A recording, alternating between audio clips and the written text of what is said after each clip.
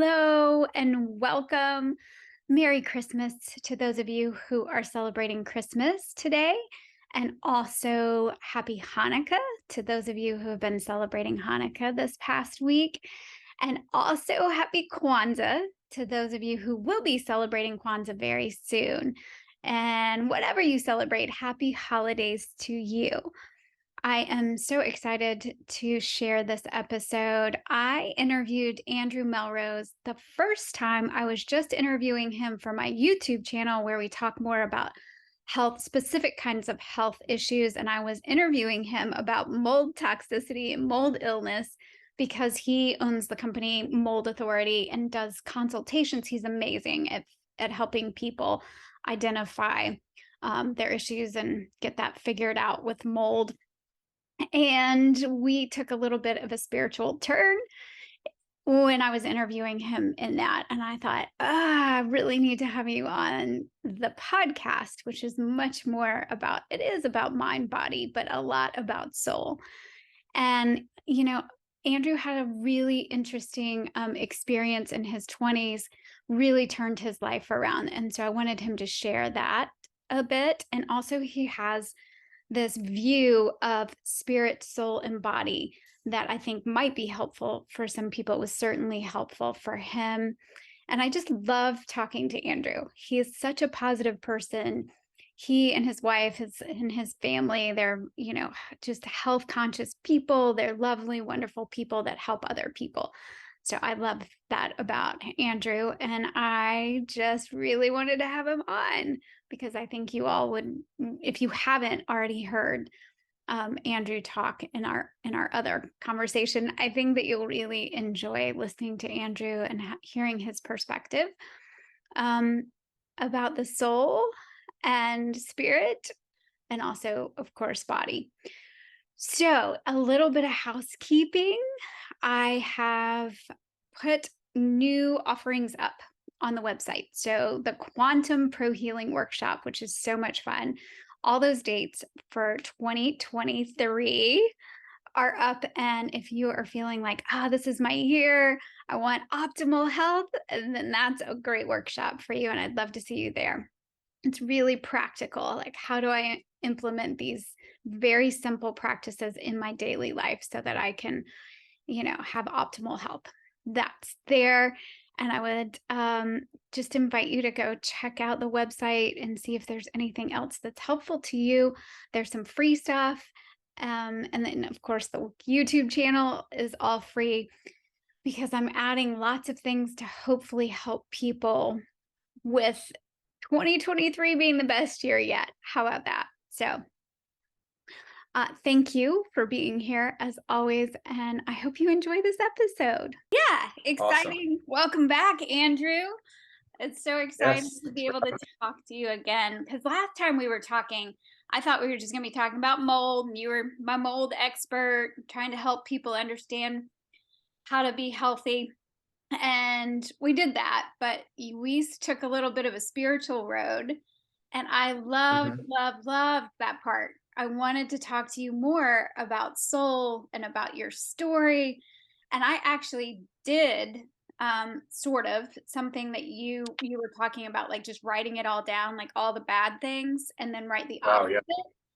And so I was having this really big struggle with one of my sons, and I was focusing a lot on what I didn't like and what I was not happy about. And I was like, I have got to pivot. I can't pivot with this mindset because what you focus on, you get more of, and I didn't want that. And so I just did what you said. I wrote down all the things that were upsetting me, and then I wrote the opposite of them, and I was able to really expand there. Wow. And it just really helped me pivot. So I really love that. I appreciate you sharing that. So I'm excited to hear more about wherever you want to start, because I want to hear about like your growing up and what happened and how you started getting into more of the spiritual side of life, I guess. Awesome. Yeah, thank you. That's so good to hear. Like, it's a very practical thing. And I will say about the soul, like I think it was Meister Eckhart. He's a really great guy to look up, kind of a mystic from a while ago. he said like really he had a long dissertation about how like the soul can't really know itself. Like it's constantly it's in that searching and that discovering and that unfolding and that finding out. And the way he articulated it for like 30 minutes straight was so profound. And so even the writing, like you did, it's the soul starting to like realize itself a bit, right? There's so much in the invisible. We're like, what even, they're like, what even are we, and who are we, and all that. And so the writing is such an important part to put that out, right? So that's really Yeah, cool. I found it got me out of my head, which is really Yeah, helpful, more into my body. So that was yeah, helpful. yeah. Yeah, so tell me about you. Like tell me a little bit about your growing up, like if you don't mind, where you Yeah, grew it up. was really yeah, it was really like amazing family, so much love, so much care for me. Just unfortunately they got into a just a village style mentality of this church and school that was very tied together. I hold no bitterness or resentment towards any of it. It's just simply, where I grew up was in that. So I had this very interesting turmoil within, because my parents were amazing and awesome and they loved me and I knew that. And I knew even that what they were uh, attempting to give me and opening the Bible to me and all this stuff, there was like so much truth and so much to be had there. Then I'm over here going to the church and the school that was very much I mean, very controlling, very judgmental, very much like how we appear on the outside is most important, and don't go much deeper. And I felt like I was being parented by them, even sometimes more so than my own parents. But it was a very interesting culture, and it produced like not the best results with a bunch of the kids, like a ton of drug addiction, ton of suicides. Like it was a really wild. It really rocked a lot of people. Like that whole there was so much good in the community aspect. Like people really knew each other, they had each other, live life together. But because of the leadership and certain things that were being shoved under the rug, and just the amount of attempting to control, just did so much. And so like I knew there was truth in this Bible that I was given, and that God was real. God was like that, very much wanting to get to know me and have my life and all that stuff. But it was so blocked. Like my main prayer as a kid was just like, just make yourself real to me already. Like, cause I know you are, but like, I literally feel like there's like such a block. And so my heart was true. It was definitely knowing, like, I knew there was more and I wanted to learn. But man, the environment was like really, really rough, of like how it was taught, a very literal Bible, a very like, you start very bad, you start very condemned, like you need saved from this like wrathful God. And so that's a really rough place to put like anybody's like identity off the bat. It's like your starting point determines a lot. Maybe that's even something we'll touch on later, is like when you go back to your origin, if your belief about your origin is bad, wicked, deserving of punishment, like you're like, that's, if that's your starting point, that you can't go further back than that, then like maybe you are really just constantly trying to fix a broken thing, right? If like we're so under that type of mentality, the rest of our life after that is trying to kind of just fix rather than like realize. And so yeah, there's a lot more I could say on that. But so that's what I grew up in. And then I got kicked out of school at like 10th grade because of smoking weed, and like got in trouble for that. But they still let me play basketball. So they, like, the coaches were really, really good men in my life, because they needed us, like, who got kicked out of school. They're like, but it'd be good to have them on the team. So that was actually a pretty big turning point for me, because I would have gone, if I didn't play basketball in those formative years of my life, I would have had, just a lot more opportunity to go only the drug, route, because that's where I was headed anyway. So I was very, very thankful for that. It was really, really good. And then once high school was done, I did kind of take that other path a bit more, but it was just on a little bit more of a stable foundation. And then it really only lasted like a good, strong year of like doing a bunch of drugs and living a wild lifestyle and like spending all my money.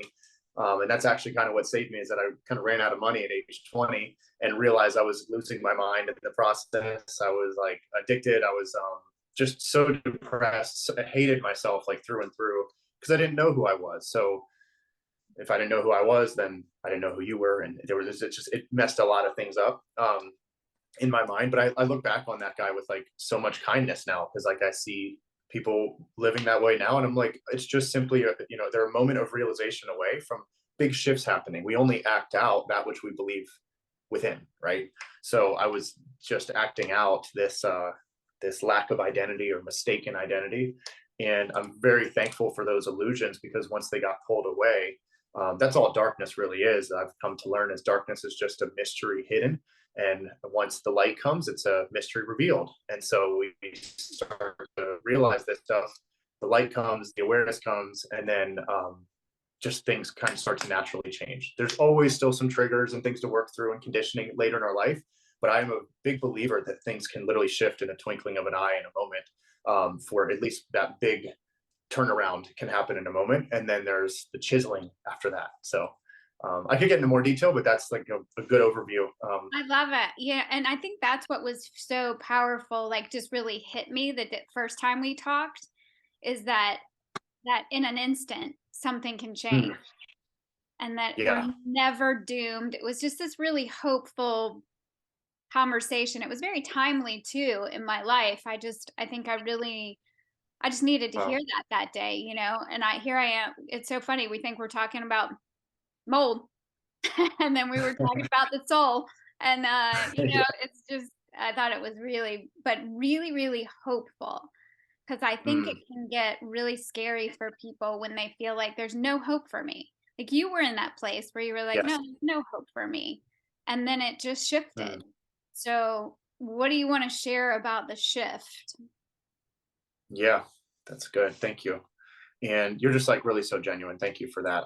I just see like that pure and innocence in you, and that pureness and innocence, and that like desire and hunger to both go within yourself, but then also just to give it away. And so I love that about you. I'm very proud of you for your journey. Thank you. Yeah. Um, of course. For hope. So yeah, I had none. I thought I'd be, dead by mid 20s. The way I was living, I couldn't see a future. So that's why I was like just living like I didn't have one at that time.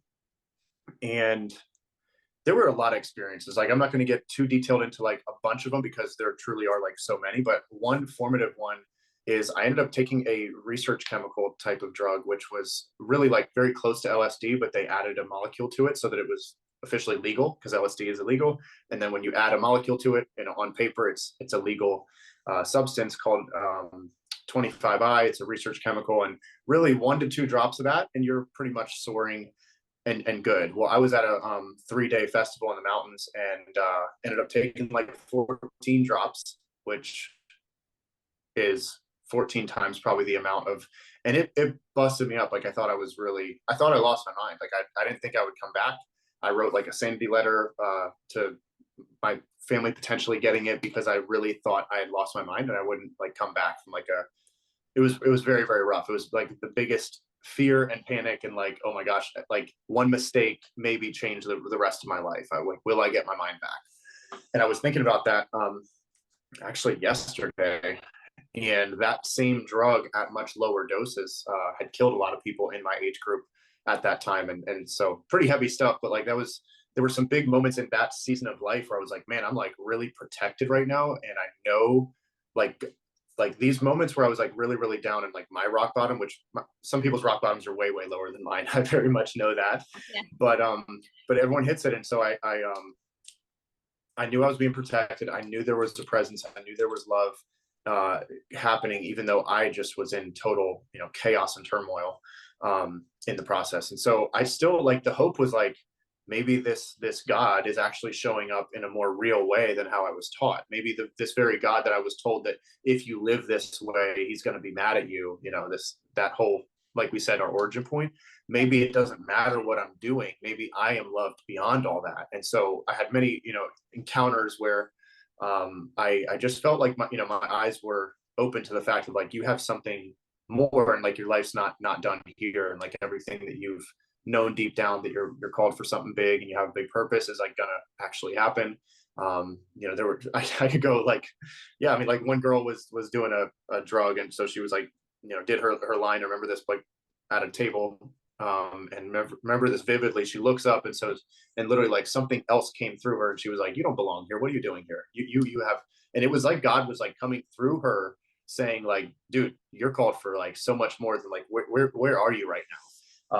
Like stop living amongst such a lower, frequency than what you're it was so cool. So like I could go again, many stories, but those were some big ones where I'm like, there really is something more.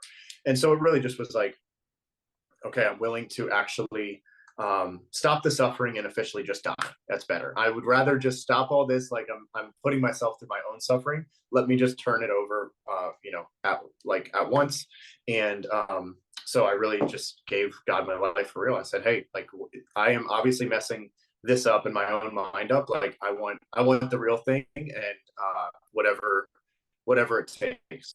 So then I get to Charlotte, North Carolina. I moved where my family was, and I remember having a conversation with like a 35-year-old woman who sat me down and said she heard my whole story out in detail. I was just coming out of it. I was looking really rough. I was just drugging like a month before or less. And she said, if you've gone all in with these type of lifestyles, go all in for God for like 6 months and see what happens. Like if you think you're praying enough, pray more. If you think you're fasting enough, fast more. If you like, just go. What's it going to hurt? Go 6 months and see what happens. Mhm. And I was like, dang, no one's really sat me down and gave me an ultimatum. It was all like behavior modification, like stop doing this and start doing this and just shove it, like try to like tame yourself. Right. And this chick is like give it up, like fully, and then go like completely opposite, and really make that, have a decided part in that. And I was like, shoot, like damn right. You just like I've never had a man do that to me, like man to man, but she spoke right to me, and I was like, all right, I'll do it. Within a few weeks, I was changed. Like it didn't take all 6 months. I fasted. I was doing water fasts like 3 to 4 days a week, probably every like 1 to 2 weeks, just because I knew that things were changing within me. I didn't even know all the health impacts that it was doing as well at like a cellular level. But I'm like, oh, that's cool too. Like spiritual fasting is also like physically uh, supercharging. And so now I've learned that. Right. But just all of it. I went all in. I had no job. I was like just focused on like the me that I've lived with is not going to be the me that I'll continue to live with. And just wanting that shift and change. So Wow. um And at yeah, that point, the hope aspect just started unlocking there. right. And you were still Yeah. 20, 21, 20. How old were you? 20, yeah, 20.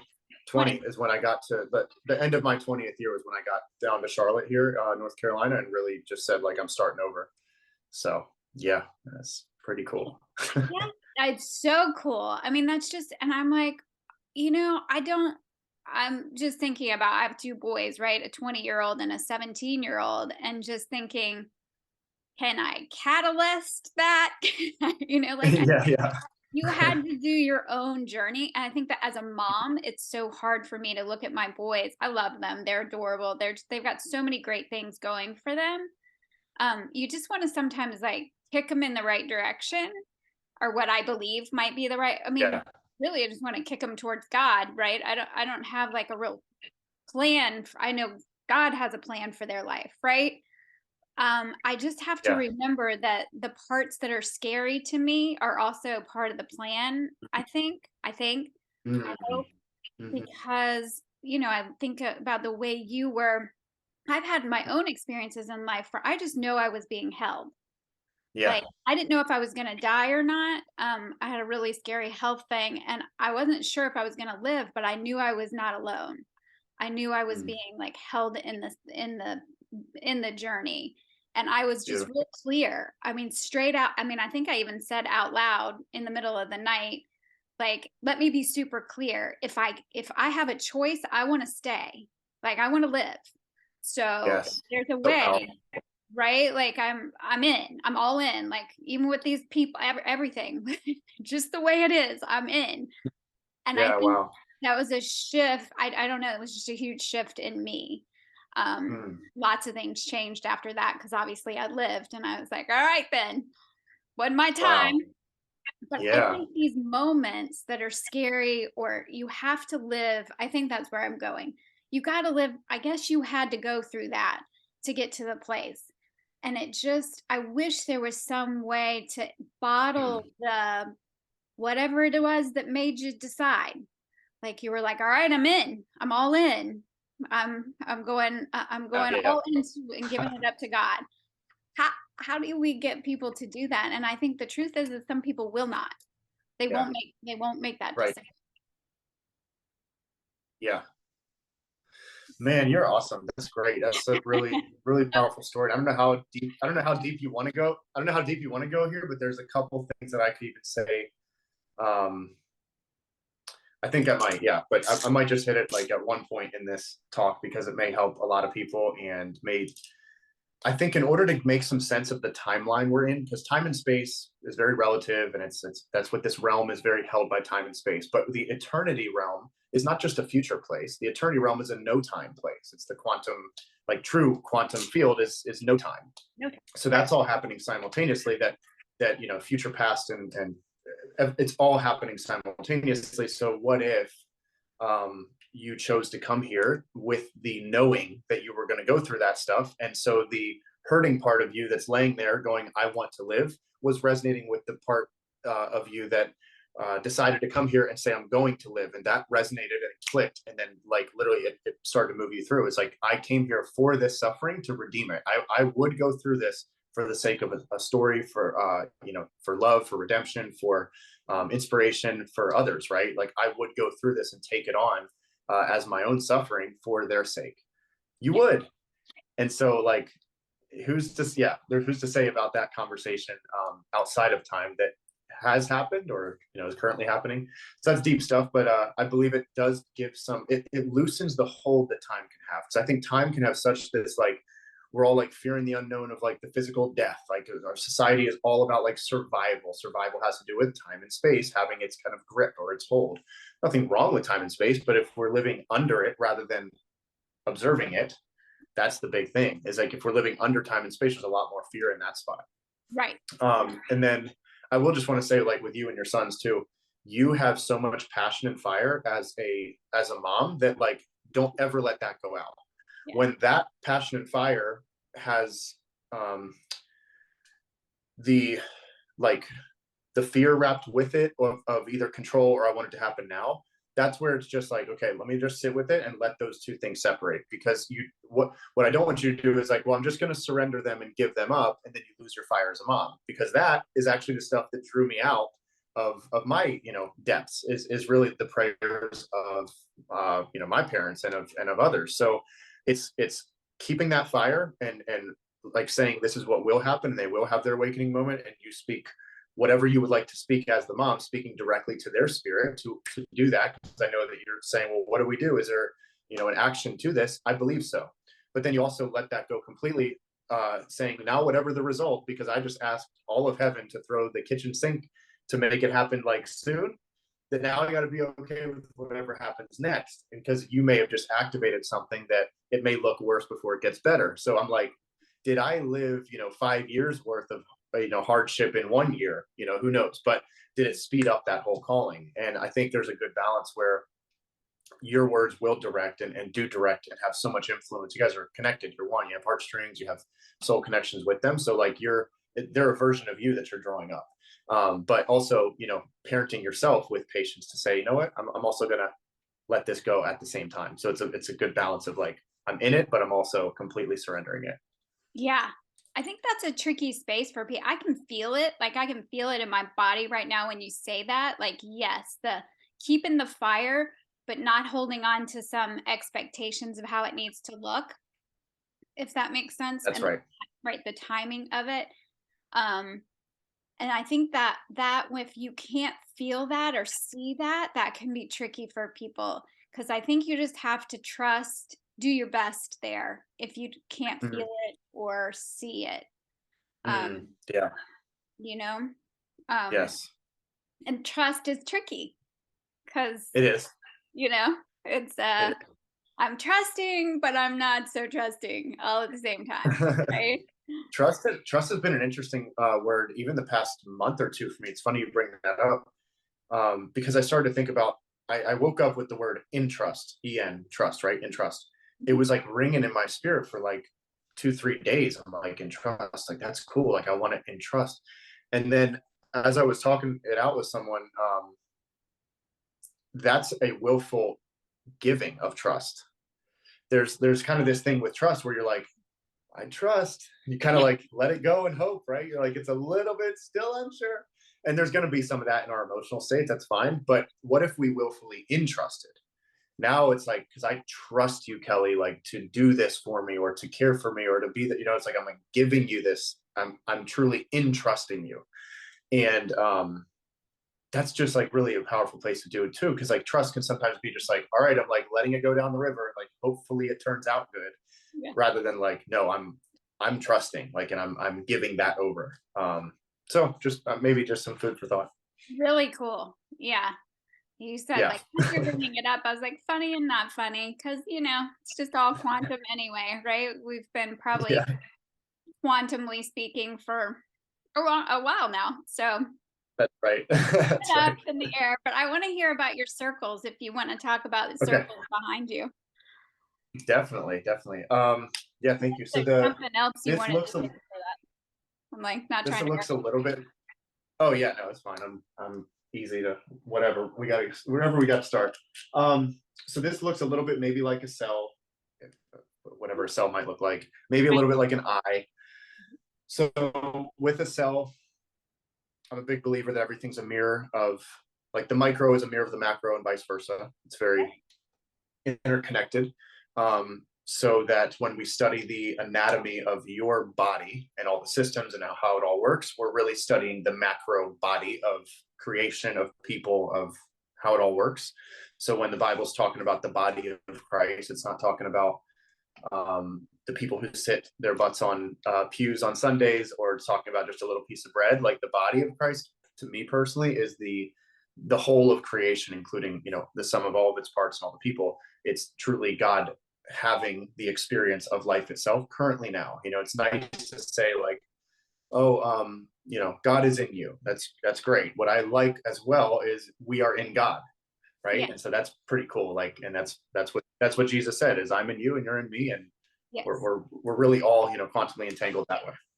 Right. With this one visual, yeah, this one visual changed my life when I first saw it. And this was at age 20. It was the first kind of teaching I went to when I got out of all that. And I was like, oh my God, that's it. It was the first one. And I was like, I was in so much turmoil because I didn't know who and what I was. So I was living all wild and crazy because I was like just totally lost. But when I was told that I'm a triune, and this can be drawn a million different ways, there's a lot of intricacies and nuances, but I'm just going to throw my own experience with it. Um, let's say that the spirit is here, soul here, and body here, the three as one completely. So I'm a triune being that's having experience on multiple levels. And again, dimensions and realms, there's probably dozens, but this is a helpful starting point for a lot of people. So when we talk about the apple, for instance, we're talking about the seed, the body, and the skin. Okay, we're talking, when we talk about the skin, all we're doing is talking about a distinction or description of the whole. So now we have to see ourselves the same way, where we're like, okay, my spirit. Let's do a little bit of talk about like the spirit that I am. Spirit means breath or wind. I believe that is the observer. That is the one that is, like I said, untouched by any external circumstances. It's invisible, but it's the breath of life that we're both breathing right now. It's that thing that we can't describe that's keeping this whole life thing entangled. That spirit is the truest nature of all of us, and the truest essence of who we are. We can actually live from that place. The soul is, to me, the most beautiful thing, because it is if the spirit is like the trunk of the tree, then the branches branching out is more like the soul. And so that soul starts to take on like really unique descriptions of, like, it is separated but fully sourced by the spirit. But the soul has, you have a unique soul. Your unique soul had generations before you, your conversation before you got here on choosing on, why you wanted to come, and your hardships, your giftings, your, I call it like this, like, you have a unique color, you have a unique texture, you have a unique like scent in your invisible self. It's all the collection of your unique you, and all those different mechanisms and algorithms that are all built into you. So this guy is very, very, the soul is very, very individualized, as I would describe it. Again, this is not law. You don't have to believe what I'm saying. It's just hopefully going to like turn some things within all of us to say, oh, okay, like, I'm a bit more than what I thought I was, what my parents said I was, what my experiences told me. All that is external world stuff, which we'll get to in a second. But the soul is very, very individualized, and that's a cool and good, fine place to be. But the spirit, you can literally like live as spirit, and this takes practice and things, but you live as spirit, and now you love your soul and you live through your soul from spirit. So Right. it's an even deeper place there. Your body, and the more we learn about the body, the more we see that the body is fully intertwined in this whole thing. It's not separate. So it's funny because when you were writing your little things that what you wanted to shift and change. It was your spirit coming through your mind, which the soul would have mind, will, emotions, and so many other things in the soul realm. There's so many of those little different compartments and things. So your spirit has an intention and a light come on, whatever. It moves through the soul, the mind, will, and emotions, and then it comes out of your body, writing. And now certain things on the outside world start clicking because I don't know if there really is an inside or outside. It's all one. But when you start to make those distinctions, you start to see how they are interconnected and how they all affect each other.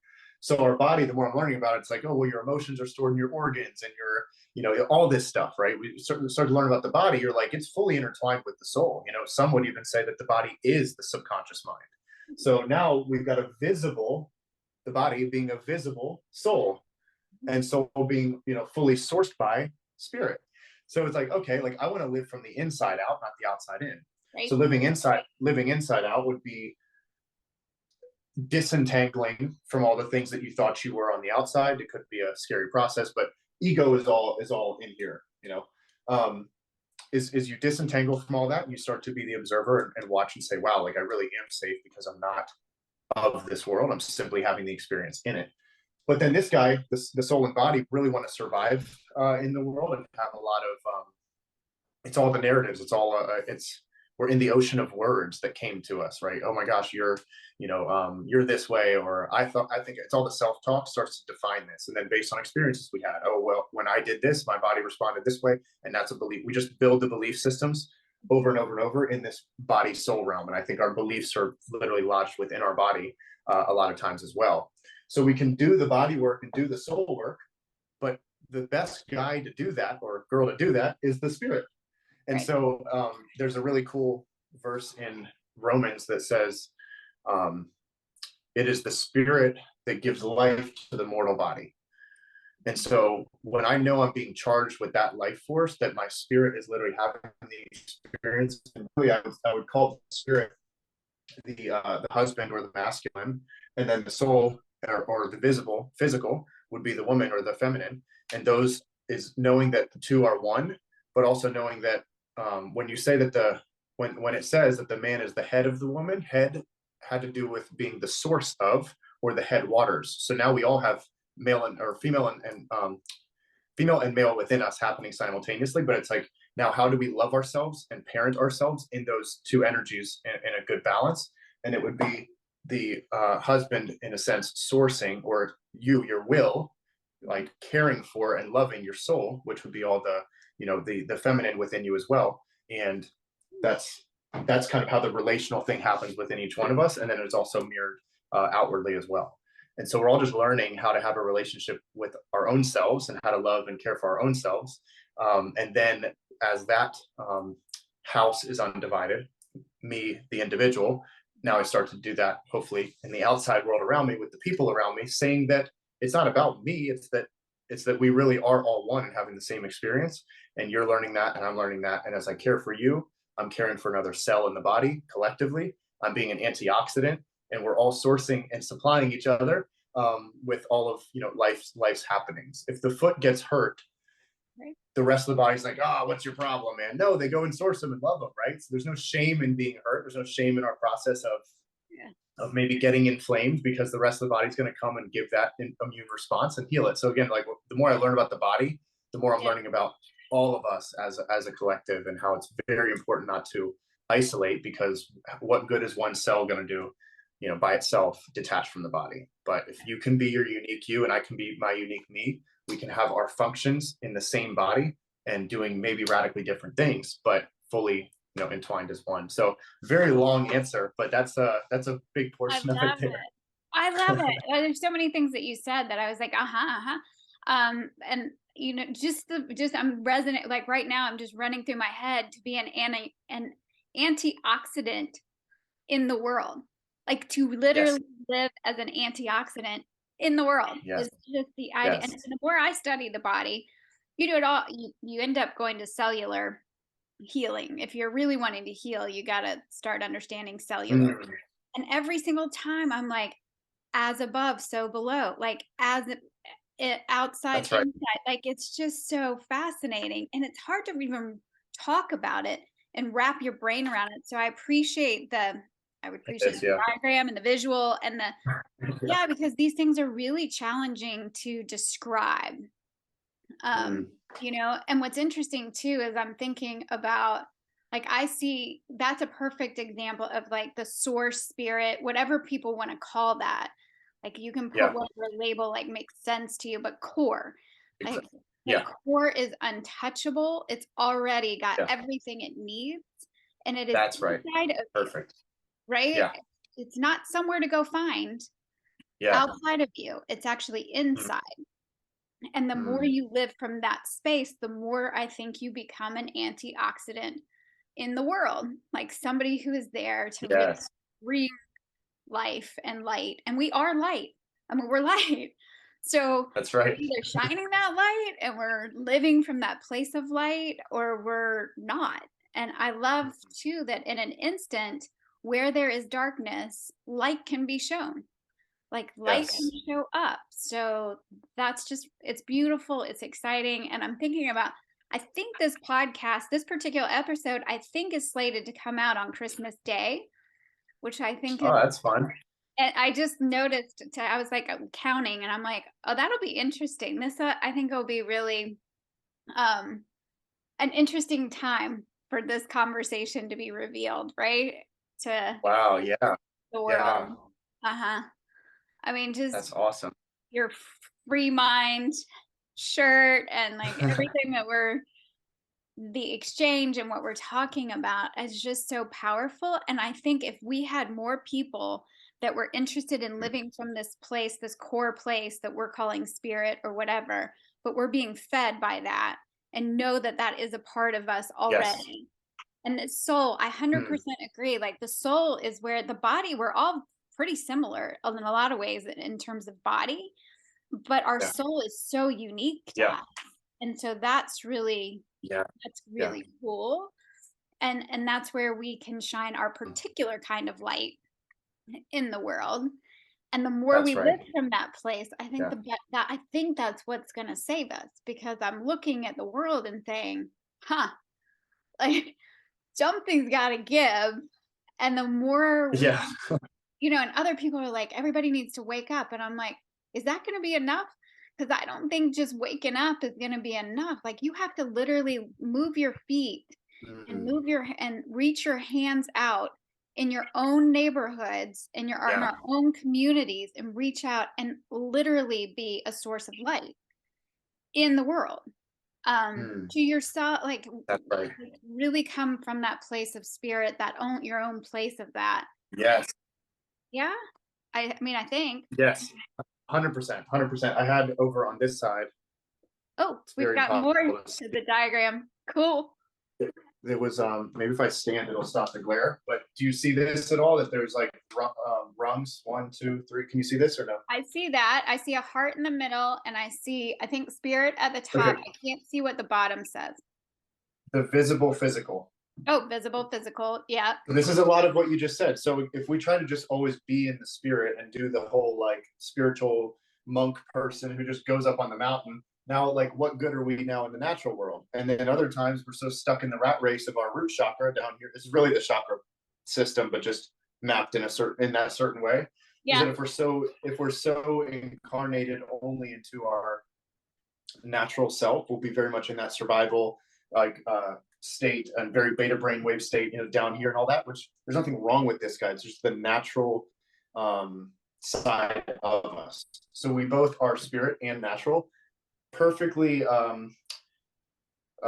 like just merged together as one. So living down here is how a lot of people are, and then maybe they want to ascend to this spirit place. But I think the goal is to live out of the heart space, which is to be fully spirit and fully natural at the same time, so that we can actually have the impact on the world, right? And so that's where when it says that we were By the way, what if we read Genesis 1 and 2 as a big parable of our origin and our nature? So it says the Spirit was hovering over the waters or over the face of the deep, and then the Word said, "Let there be light." So, like you said, we are light. Yes, we are waters. All that has to do with thoughts and emotions, and so just if we read all of that from like, oh, this is an actual like current state of our consciousness and psychology and all of our being is in Genesis 1 found there. There's an origin point of our natural person who's showing up visibly, physically here as well. So we started as spirit and then we're formed out of dust. So we would call that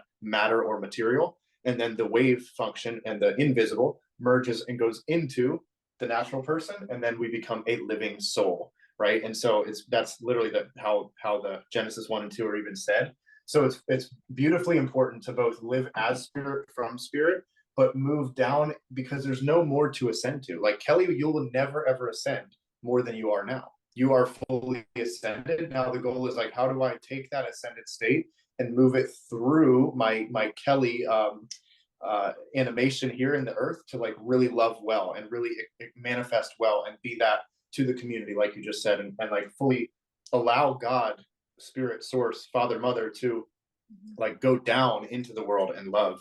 And that's really awesome too, because there's nothing more to attain. It's actually more to give from that place when we live out of the heart space. And this kind of the big climax point here is that when you realize that the heart space is like the center of the cross, now the cross makes a lot of sense too, because even the representation of that is merging heaven and earth, visible and invisible, male and female, all the polarities of life, the beauties and bliss and the hardships, whatever. Like love needs, in order for unconditional love to exist, there must be conditions. So this is the realm of conditions so that unconditional love can have its full expression. And that's what God is, I believe, doing through all these hardships. You don't know the beauty of this like testimony in your life or the beauty of this healing unless you went through the hardship. So they're fully necessary for unconditional love to be expressed. And that's what I believe, again, the cross represents is the crossing point of heaven and earth, of God and man, and living out of that heart space where everything merges from and stems from. So Right. Oh, it's beautiful. I'm like, yeah, yeah, yeah. And then we touched on this last time we talked. We were yeah, we just did. talking about kind of the hardships and also just illness and people experiencing these, whether it's mold toxicity, because that's what we were talking about, but it could be anything, cancer, Yeah, anything. And then what is the purpose of that to be able yeah, to, when you get to the other side to help other people and yeah. to find that place. And it all sounds like I'm totally with you. And I'm just wondering if there are people who are like, "Oh, that sounds fabulous. How do I do that?" Yeah, Like, yeah, yeah. okay, that's and I think maybe we can chat. I'm gonna put myself back in my chair because I'm like getting off. That's what happens when I get excited. I'm like, okay, so maybe there's some practical stuff because you take really good care of your body and Yeah, even like in the midst at 20, somehow you knew to fast, and that fasting might not work for everyone, but I mean, there are a million ways to heal, right? But there are maybe a yeah. million Mhm. ways to connect to spirit and live through that. But I'm just wondering, very practically, what are we talking about? That's good. Yeah. I think it is consciously being aware that I have these different aspects of me going all at once. And if I was to love my body as if it was my wife or my child and care for it, there's a starting point. It's now the motive is like really beautiful and pure to like love. Because some people go after healing based on fear and survival. I want to do this so that I don't, so that I don't. It's like, okay, that's a little bit going to be backwards because that's the body telling the spirit he's going to die. He doesn't die. So the spirit man says, you are going to live and I'm going to source life to you. So again, it's where it's coming from. So I hope that the habits I've built to take care of my body is the inside out approach of like, this body has so much value and has the intelligence of God in it. So practically, yeah, I want to give, and everyone's diet's going to be different. I don't stand by one specific one. Right now, I'm on a very, very heavy meat and fruit and hydration, and that's really it. Just because like I feel best on it, and that's the season of life I'm in, and I think there's a ton of benefits to that. Also, for those who say that being I don't know if I should go there. Anyway, the whole vegan thing is basically like, guys, just remember that the plants are just as conscious as the animals. So Right. for for yeah, for the animals like who are treated well for their whole life, like let's take care. It's all stewardship, and how we steward that animal is very important, because then it becomes us. And now that animal gets an experience to live in our body, and maybe it gets upgraded by actually, being consumed by us and becoming part of us, right? So there's a lot in the, like, life is always given up for another. So when we're taking care of ourselves, or when we see hardships that we're going through, or I see your hardship, I can honor God in you going through a suffering that maybe I'll never have to go through. And so I actually can discern and see that God in Kelli is taking my hardship from me, and the sickness you had, now that there's a purpose right there, is that can I actually discern that that was God having the suffering experience, laying down itself, you laying down yourself for me. And I thank you and honor you for that. And you're, all the things you've gone through in life, and vice versa. You maybe haven't had the drug journey of the 20-year-old that I had, and this almost psychotic breakdown. And so you say, wow, I see that you are me, you're in me, and I'm in you. And I honor that part in your journey as well. So I think even knowing that when I'm taking care of myself, I'm taking care of the whole.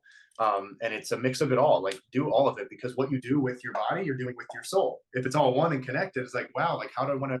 If I'm going to treat my body bad and abuse it, or leave it to the side, I'm literally letting it go. There's a interesting thing Jesus said. He said, if your brother sins against you, then go and tell him. If he, sins against you again and doesn't listen, then bring another one with them, to you. And then if he continues to, then bring him in front of the whole church or body. So how did I see that? I said, what if Jesus was talking to, if your brother, or the will, your intention, your decision making, if your spirit, or let's just call it will, if your will sins against you, either ignores you or treats you bad, and who's he talking to? You, the feminine in you, the visible body. So if he's talking to the body, hey body, if the person who's deciding what's going on with you is not caring for you well, then go and tell him. What's that? A symptom. And if he doesn't listen, bring another symptom. And if he still doesn't listen, tell the whole body. So the body's going to talk back to us on how we're treating it. And so, right? So it's very, very interesting. Yes, that was like a real life practical example on how to handle conflict with people, but I believe it was also very parabolic in what's happening within the body. My Yeah, you have so much to say, and then I'll go back. Oh my God, I dig that. Right. Bring another symptom never occurred to me. Like, Yeah, and if it's still not listening, bring bring the the whole whole body. lot. And then you see when the parts start to shut down. Wow. Dang. I'll be chewing on that Yeah. for the rest of the day. So thank you for Yes. that little piece. But yeah, Yeah. because I'll be working with people, and there's certain people that you're like, wow, your soul is screaming through your body.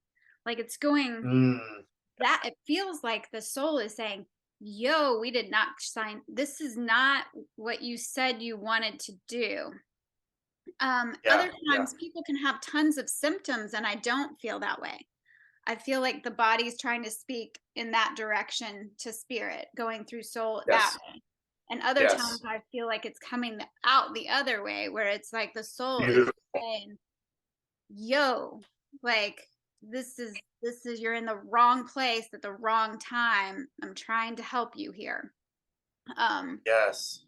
Either way, it doesn't Yeah. matter. It's all Right. information, right? And a Yeah. different way to, speaking of pivot, like sometimes I think it's challenging to pivot out of something, especially if you're in pain.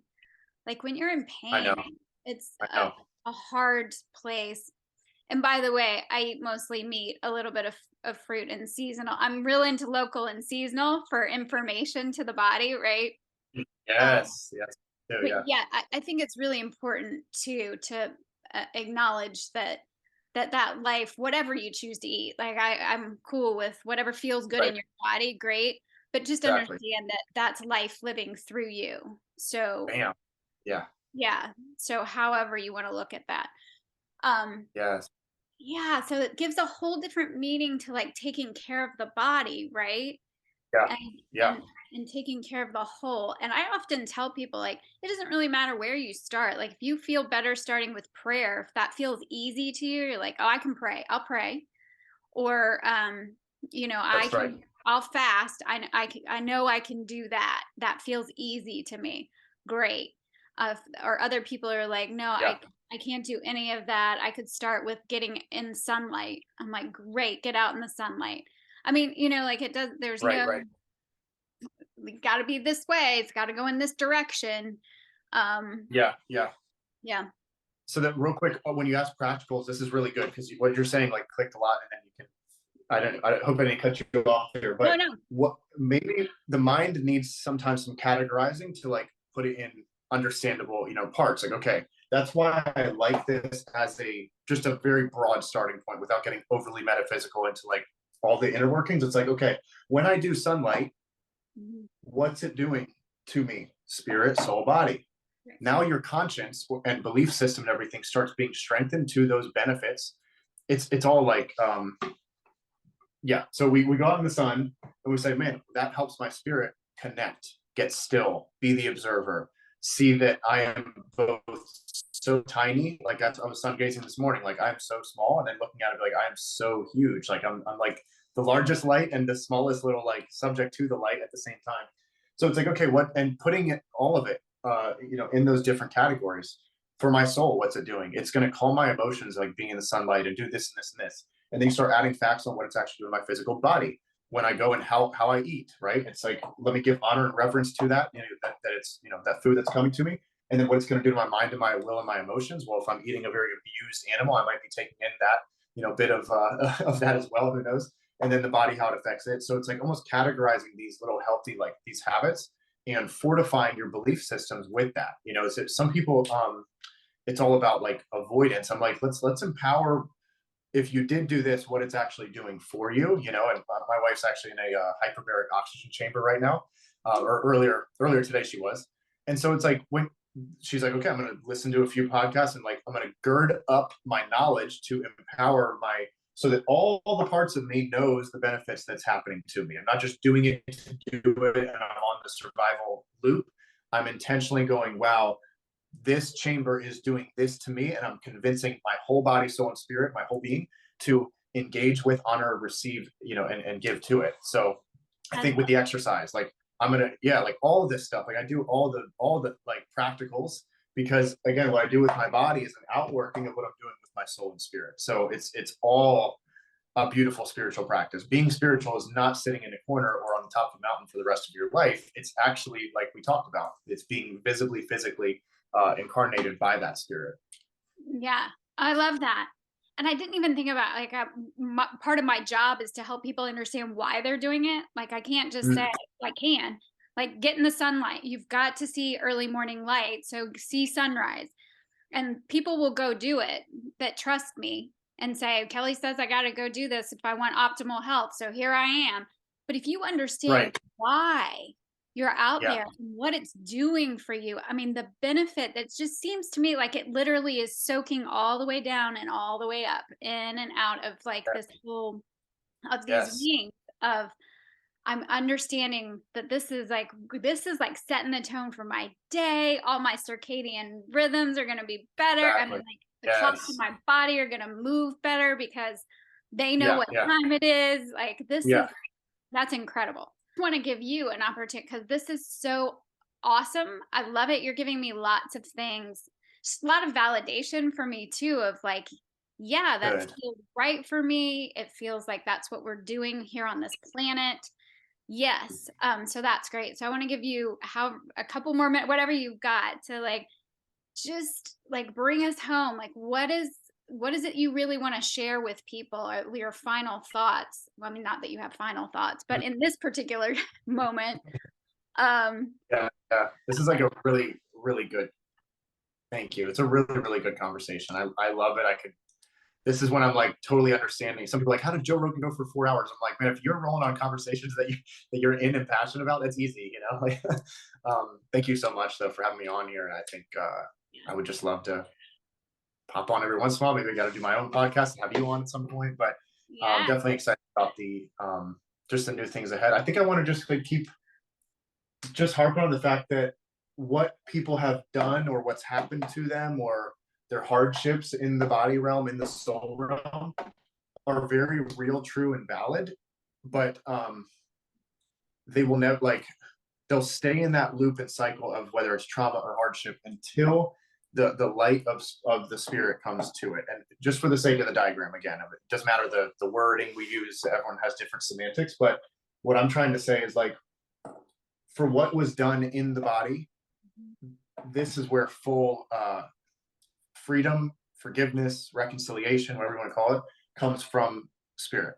And so there's a lot of Bible verses I could throw at it, but just a few is like, he who is joined to the Lord is one spirit with God. So if we're always looking for God far away, out, external as a concept, or like, again, like a, almost like we're outsourcing all the time. It's like, no, we have to know that we're fully included. Like this is an inclusive thing of God. Yes, we can relate without out here, but God is fully within, through, and permeating the entire thing. So allowing yourself to be humble enough, truly, to let go of this sense of self that is separated from God. There is none of that. If we really know that I am one in God and God is one in me, and we really are being sourced and charged from that same life, and that same life is the unconditional love, where all the conditions don't matter. There's no record of wrongs. That what has been done to me is forgiven of them. So I want to agree with that because they need help and they're hurting. Whatever that came outside of me that was seeking to hurt me was out of their own dysfunction and not knowing who they were. So, again, that's where all that stuff comes from. So I'm going to forgive the person because they were living out of their own brokenness. And now I'm going to pray and believe that they will be, paid back for all that, for blessing. And I think also for the same thing here, we don't need to hold ourselves to this person owes me and that person owes me. What the cross also represented, and this is maybe Christmas if it does come out, was that the debts have been paid, all the debts, because guys, the health system, we know the injustices that have happened in the health system currently happening. We know all the injustices in money and in all the just guys, there's injustices all over the place. So we either hold that bitterness within our body, Yeah. we hold unforgiveness, or we try to like overly take vengeance ourselves, or we say we see the injustice, but we're not emotionally attached to it. We're going to detach from it emotionally and say, I see the injustice as a wise observer to watch it and say there must be justice in this spot. So God, bring justice and balance to these scales that are very much out of balance right now, and that's what God is seeking to do. And so for me, all the wrong that people have done to me, they don't owe me. God's so good that I go to God and say, you repay me for what they have done to me. And for all the bad, because I was a thief and I did all this wrong to people in the past too, I don't owe them. It's forgiven and free. So now, God, go and bless them, and you repay them for the things that I no longer can. And the weights come off of myself, and I start to really see unity within a lot of people, and see that God is the one balancing the books on your behalf, on my behalf, every moment of every day. And we just don't need to get overly caught up in the external world realm. Center, back within, get still, breathe through this stuff, and really become the observer, not the absorber, like we talked about last time. Because from that place now we can have so much hope, and there's just a lot to there's a lot for this next year for everyone watching, and I just want to bless you guys with that whatever dream has been in your heart that you've hidden, or like that you felt like you're not worthy of, or you've been invalidated, just allow yourself to hope again. It's okay. Like be brave enough to uncover those parts of your heart, or those hidden rooms within your soul that you haven't wanted to go into. It's very worth coming to the light. You will not fall flat on your face if you face up with those hardships and traumas. Because this is definitely for somebody. Like that, this year is a year that you can go through with that same secret hidden, and you can continue putting something under the rug until you trip over it one day. Or you can have bravery from a concept like a lot of what we talked about today, to just go within and say you're going to be found in the spirit. You're going to be found in wholeness, in health, in protection, and it's going to be a safe place. And from there, your fullness will expand from you. And yeah, your life's worth it to do that. So Amazing. Yeah. Could go on and on, but that's I know. I love it. I'm going to have to listen to this again and again, like right as 2023 gets started. What a better I can't think of a better thing Mm. for people to hear.